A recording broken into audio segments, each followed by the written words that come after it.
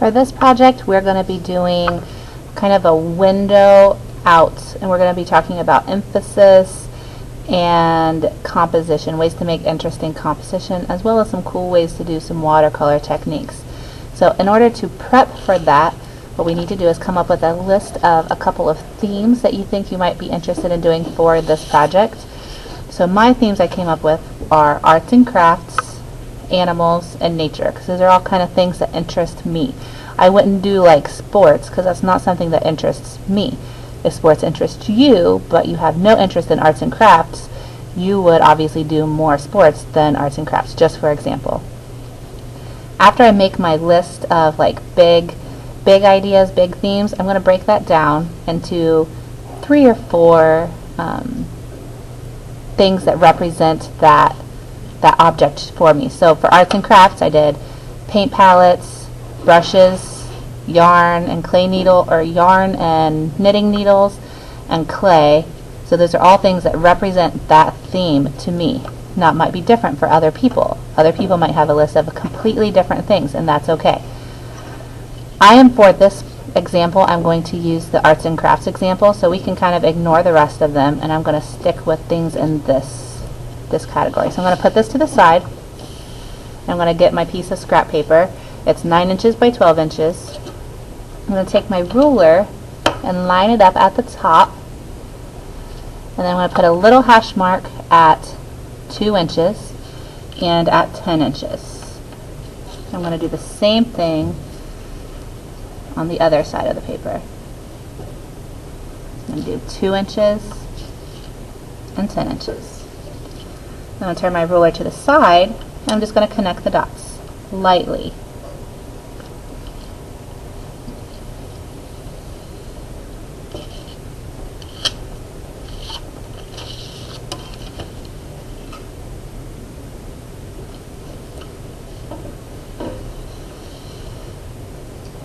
Alright, and then I'm going to do the exact same thing going this way on that line. I'm going to line it up. I'm going to do 2 inches, and instead of 10 inches, I'm going to do 7.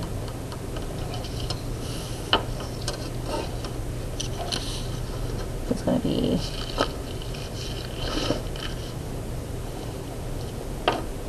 2 inches and 7. And then I'm going to connect those dots as well. So I'm kind of creating a grid like you did last year. I don't have to go all the way up to the top. I'm just going to connect it in between the 2 lines.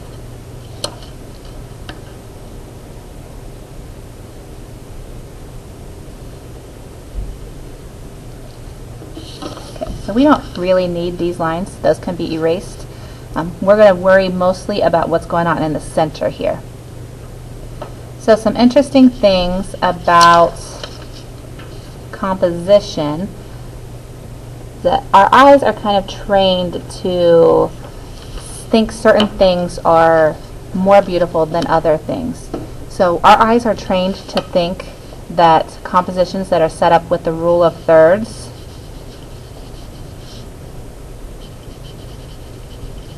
are much more attractive to our eyes than things that are centered right in the middle of the picture. So if you think about it, a photo where a person is jumping on the corner of the page is much more interesting than like your school pictures where you're just sitting straight in the middle of the picture. So the way that we kind of figure out the rule of thirds is we have our paper, and if you drew a grid over top of it in thirds, all of the interesting things would happen on these little points where the lines connect. And I'm going to put some pictures in the slideshow to show you some examples how this applies to real world pictures. And then the way we're going to do that in this project is we're going to take our paper and we're going to fold it roughly into thirds.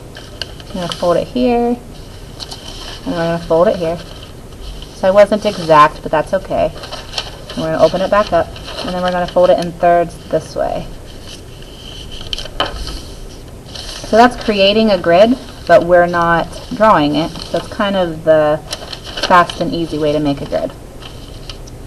So these little points right here, where those lines connect, one of these points is where our most interesting thing is going to be. So for my rule of thirds, we're also going to think about emphasis. We're going to use the rule of thirds to emphasize an element of something in our picture. So I'm going to pick something in my list, the thing that I think most represents my theme. So I think what most represents my theme in arts and crafts, I think a paint palette. That's the thing, when you're making a symbol for art, usually a paint palette is the thing that's going to do. So I'm going to pick one of these 4 points, and that's where the bulk of my paint palette is going to be. This thing that I'm going to draw, my paint palette, is going to be big, and it's going to break the frame. It's going to come outside of this box. So I'm going to go ahead and draw it in.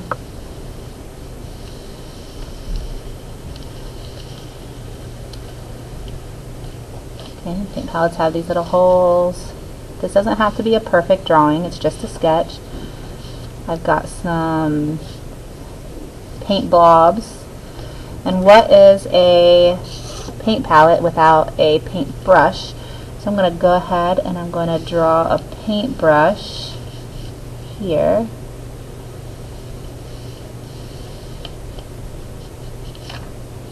Again, just a sketch, so it doesn't have to be perfect. Now, the better you do on your sketch, the better you'll be at the end when you go to transfer it to good paper, but don't worry about it if your sketch isn't perfect. So that's that's the thing I'm emphasizing, the thing I want to be the part that everybody's eyes are drawn immediately to. So now I'm going to take the other things on my list and I'm just going to go ahead and fill them out. I really like knitting and I really like crocheting, so I'm going to draw, I think I'm going to draw down here a yarn ball.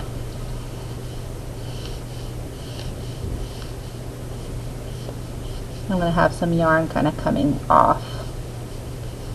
So let's have a yarn string kind of coming and leading around.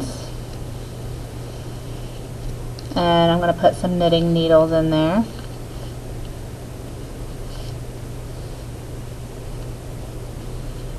And make these come through.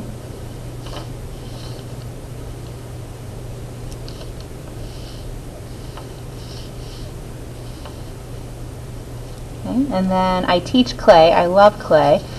You guys should all take that when you get into high school. So I'm going to include some clay stuff in here. I think maybe like a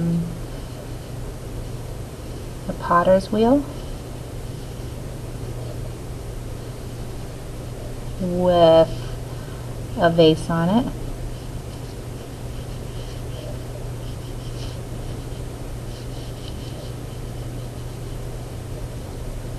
So those are my main elements.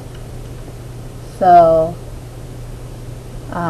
now I'm going to take the rest of my space and I'm going to maybe do some small things that deal with that. So I can think maybe some more paint brushes. Maybe here this is on a table.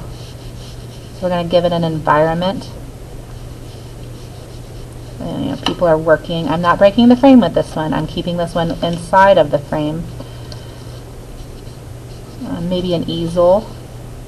Maybe I'm going to put the easel over here with a little painting on it. And this one is going to be outside of the frame, so it's not going to go on the inside at all. You know, and anything else that you can think of that you might want to include in your picture. I don't have very many things in here. This is for your imagination. You can do things either on the outside or on the inside, or you can make them break the frame. Try to do a little bit of both. Try to have some things that break the frame, some things that are on the inside, and some things that are on the outside, and that'll make it much more interesting. When you're all finished with your sketch, you're going to show your teacher, and then you're going to get a piece of good paper. It's really thick watercolor paper is what you're going to get, and you're going to put it on top of this picture if you did a good enough job on your sketch. Then you're going to take it to the light box and trace it. When you trace it, don't trace these lines here. If you need to, you can erase those lines. And also if something goes through, so like this paint palette is in front of these lines, you don't want to draw these because these are no longer a part of your drawing. That was just our preliminary sketch, and that's why we do sketches on paper like this, not on our good paper, because then you can just leave stuff out if you need to. So go ahead and when you get finished with your sketch, transfer it to good paper and show your teacher, and you'll be set for the next step, which will be watercolor painting, and that'll be a different video.